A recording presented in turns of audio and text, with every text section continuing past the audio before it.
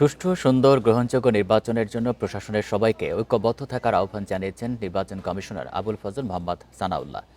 সকালে বরিশালে circuit house সভাকক্ষে এসব কথা বলেন।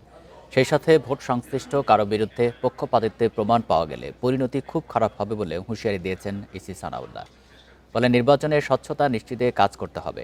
নিরাপত্তার প্রশ্নে নির্বাচন কমিশন শক্ত অবস্থান নিয়েছে এবং নেবে। আর বলেন, এখন থেকে নির্বাচন পর্যন্ত নির্বাচনী কাজের সঙ্গে জড়িত কোনো কর্মকর্তারা প্রার্থীদের কাছ থেকে কোনো আতিথেয়তা গ্রহণ করতে পারবেন। নিরপেক্ষতার প্রশ্নে নির্বাচন কমিশন অত্যন্ত শক্ত অবস্থান নিয়েছে এবং নিবে। আমাদের পছন্দ অপছন্দ ব্যক্তি নাগরিক হিসেবে ভোট দেওয়ার মধ্যে সীমাবদ্ধ, আর কোথাও নয়। আমি যখন পেশাদারের দায়িত্ব পালন করছি, শতকরা 100% নিরপেক্ষ থেকে কাজ করতে হবে।